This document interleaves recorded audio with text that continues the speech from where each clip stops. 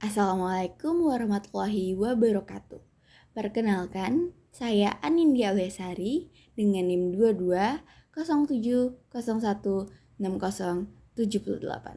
Untuk memenuhi mata kuliah gerontologi, kali ini saya akan menjelaskan mengenai memori dan penalaran.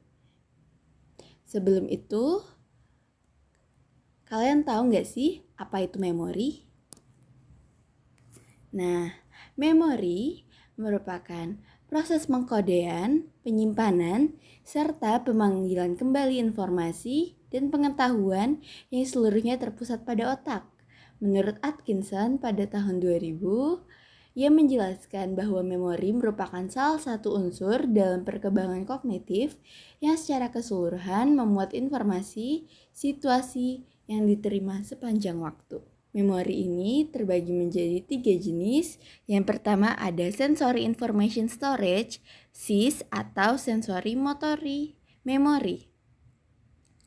Pada sensory memory, lama penyimpanan hanya 0,1 hingga 0,5 detik yang berisi gambaran mengenai realita atau fakta secara akurat dan lengkap. Memori sensori ini mencatat informasi stimulus yang berasal dari salah satu atau kombinasi panca indera berupa visual, pendengaran, bau, rabaan, dan rasa. Jika informasi stimuli tersebut tidak diperhatikan, akan mudah terlupakan. Sedangkan jika informasi stimuli yang didapatkan diperhatikan dengan baik, maka informasi tersebut akan ditransfer menuju sistem memori jangka pendek. Setelah berada pada sistem memori jangka pendek, informasi tersebut dapat diteruskan lagi melalui proses pengulangan ke sistem ingatan jangka panjang untuk disimpan atau juga dapat hilang ketika tergantikan oleh tambahan informasi baru atau displacement. Yang kedua ada short term memory atau STM. Nah, jenis memori ini memiliki kapasitas penyimpanan yang sangat kecil, namun memiliki peran besar dalam proses memori yang dimana menjadi tempat memproses stimuli dari lingkungan kita.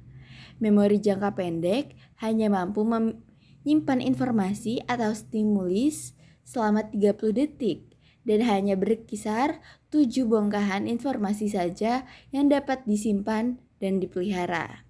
STM ini memiliki fungsi untuk menyimpan transitori yang mampu menyimpan informasi yang sangat terbatas dan mentransformasikan serta menggunakan informasi tersebut untuk menghasilkan sebuah respon dan stimulus.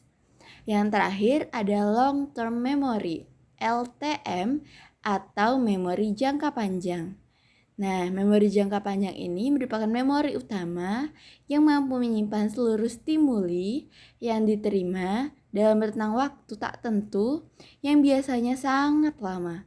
Memori ini berkaitan dengan proses perekaman yang permanen serta berfungsi untuk mengingat masa lalu dan mendapatkan kembali informasi yang telah terekam sebelumnya untuk dimanfaatkan pada saat ini. Dalam memori sendiri terdapat proses yang terlibat di dalamnya, meliputi perolehan informasi ataupun encoding, lalu penyimpanan atau storage, dan mendapatkan atau memanggil kembali atau retrieval. Pada perolehan informasi, ini tentunya melibatkan sebuah kode ingatan yang memerlukan perhatian. Pada penyimpanan storage, informasi disimpan dalam ingatan sepanjang waktu, namun penyimpanan informasi ini tidak cukup menjamin ingatan tersebut tidak hilang. Seseorang juga memerlukan sesuatu guna memperoleh informasi dari storage. Memperoleh informasi kembali ini bisa dilakukan dengan memanggil kembali atau retrieval yang melibatkan penemuan kembali informasi yang berasal dari simpanan memori. Nah, berdasarkan penelitian dari Ribis, Rodin, dan Hoyer pada tahun 1995, ia menemukan bahwa pada kemampuan mengingat jangka pendek secara substansial tidak ada perubahan meskipun usia berkaitan dengan kecepatan memori jangka pendek telah diketahui para Usia lanjut tidak sama dalam mengingat jangka panjang dengan yang lebih muda, khususnya dalam mengingat daripada mengenal. Selanjutnya, kita masuk pada gejala lupa. Seseorang yang memiliki usia di atas 60 tahun seringkali mengeluhkan tentang daya ingatnya yang menurun. Hal ini dikarenakan mereka memiliki pemrosesan informasi lebih lambat dan lebih sulit, sehingga cenderung mudah lupa. Nah, gejala lupa ini terjadi karena informasi yang diterima tidak dapat disimpan dan diproses dengan baik. Meskipun tidak semua informasi akan disimpan, hanya informasi-informasi yang dianggap penting dan menarik saja yang akan disimpan untuk suatu saat dapat digunakan kembali. Menurutnya respon neurologis ini berpengaruh pada menurunnya kemampuan belajar dan mengingat. Kemampuan mengingat seorang ini biasanya dipengaruhi oleh tingkat berartinya informasi yang akan disimpan, hebatnya informasi, tingkat minat, perhatian emosi, daya konsentrasi, dan kelelahan seseorang. Selanjutnya ada lupa, hilangnya kemampuan mengingat atau memori. Nah, lupa ini merupakan salah satu bentuk dari kurang menyenangkan dalam ingatan. Apa saja yang menyebabkan seseorang itu dapat lupa? Lupa dapat disebabkan oleh ketidakefektifan atau kurangnya dalam menyimpan, perolehan, atau pemanggilan kembali informasi. Sedangkan menurut Wheaton dalam Partinicity 2016 ini menyatakan lupa dijelaskan melalui faktor-faktor yang kemungkinan menimbulkan lupa baik dalam penerimaan, penyimpanan, atau pemanggilan. Faktor-faktornya yaitu yang pertama ada encoding atau tidak efeknya penerimaan. Informasi yang diterima tidak dimasukkan dalam tempat pertama. Ketika seseorang sulit dan tidak mampu melupakan sesuatu, gejala ini disebut dengan lupa yang semu atau pseudo forgetting. Biasanya karena kurangnya perhatian ataupun ketika kode ingatan dibentuk untuk informasi terbaru. Lupa adalah hasil dari ketidakefektifan dan tidak tepatnya dalam penerimaan informasi. Yang kedua ada decay atau kehilangan.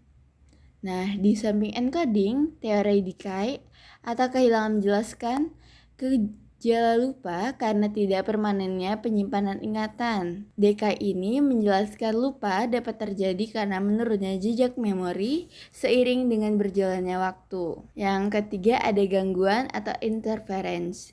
Teori ini menyatakan bahwa seseorang dapat lupa karena adanya tensi dengan hal-hal lain dalam ingatan. Yang keempat ada kegagalan memanggil informasi. Pemanggilan kembali informasi yang sebelumnya sudah tersimpan tidak selamanya akan berhasil. Hal ini karena adanya ketidakcocokan antara isyarat mendapatkan kembali atau retrieval dan penerimaan informasi yang ingin dicari. Pemanggilan informasi yang baik adalah ketika konsisten dengan keaslian antara penerimaan informasi yang dipanggil. Yang kelima ada lupa yang dimotivasi atau motivated forgetting. Freud memberikan penjelasan yang berbeda atas kegagalan memanggil kembali informasi. Freud berpendapat bahwa seseorang sering menyimpan hal yang menurutnya memalukan, menyakitkan, tidak menyenangkan, dan tidak sadar akan menguburnya. Nah, kecenderungan ini itu dapat melupakan disebut motivate forgetting. Selanjutnya kita masuk pada penurunan memori pada lansia. Nah, penurunan fungsi otak yang menurun seiring dengan bertambahnya usia ditandai dengan kemunduran kemampuan pada penamaan dan menggali kembali informasi yang sebelumnya telah tersimpan pada pusat memori. Penurunan fungsi memori ini secara linier terjadi pada kemampuan kognitif seseorang, tidak berpengaruh pada rentang hidup yang normal. Gangguan memori pada penuaan hanya terjadi pada beberapa aspek tertentu seperti memori primer atau jangka pendek. Ini relatif tidak terjadi perubahan ketika bertambahnya usia. Nah, sedangkan pada memori sekunder atau memori jangka panjang ini sering terjadi perubahan yang bermakna. Hal ini berarti kemampuan mengirimkan informasi jangka pendek ke jangka panjang ini mengalami kemunduran seiring bertambahnya usia. Selanjutnya kita akan membahas mengenai penalaran. Pasti penalaran itu kalian udah tahu belum? Oke, jadi penalaran merupakan suatu kegiatan, proses, atau aktivitas berpikir untuk menarik sebuah kesimpulan atau sebuah pernyataan baru berdasarkan beberapa pernyataan yang diketahui kebenarannya. Penalaran ini dicirikan dengan adanya sebuah pola berpikir yang secara luas disebut dengan logika atau bersifat analitik. Penalaran terlibat langsung dalam proses pemecahan masalah karena beberapa bentuk dari penalaran merupakan bagian dari pemecahan masalah. Penalaran pada lansia menurut Azizah 2011, kemampuan penalaran pada lansia akan mengalami penurunan. Hal ini dapat dipengaruhi oleh penurunan pada konsentrasi dan fungsi pendengarannya. Semakin tua seseorang, maka permasalahannya yang dihadapi tentunya semakin banyak dan semakin kompleks. Pada lansia, pemecahan masalah dapat dengan mudah diselesaikan ketika mereka muda. Ini karena adanya penurunan daya penalaran yang menjadi sebuah hambatan dalam pemecahan masalah pada lansia. Lansia akan lebih lamban dan memerlukan waktu yang lebih lama dalam pemecahan masalah dan pengambilan keputusannya. Pada lansia terdapat dua hal yang berkaitan dengan penalaran, yaitu penalaran induktif dan penalaran deduktif. Selanjutnya, fungsi eksekutif merupakan kemampuan untuk memecahkan masalah dengan tepat agar mencapai suatu tujuan. Fungsi eksekutif ini pada kognitif ini dapat mengontrol, mengintegrasikan, mengatur, dan mempertahankan kemampuan kognitif lainnya. Fungsi eksekutif ini dapat dibedakan menjadi beberapa subdomain, seperti perencanaan tugas, penyelesaian masalah, integrasi sensorik, penilaian, dan penalaran. Nah, apabila fungsi eksekutif menurun ini atau terganggu, maka koordinasi dan pengendalian dalam melakukan suatu tindakan yang bertujuan akan terganggu pula dan mengakibatkan produktivitas dan kualitas hidup menurun. Kemampuan eksekutif ini diperankan oleh lobus frontal ataupun pusat berpikir. Pada seseorang dengan lanjut usia, menurunnya kemampuan kognitif dapat berpengaruh terhadap mental emosional dan menyebabkan penurunan kinerja pada tugas-tugas kognitif utama, seperti pada tugas kerja memori dan fungsi kognitif eksekutif. Sekian pemaparan dari saya. Mohon maaf apabila ada kesalahan kata. Assalamualaikum warahmatullahi wabarakatuh. Terima kasih.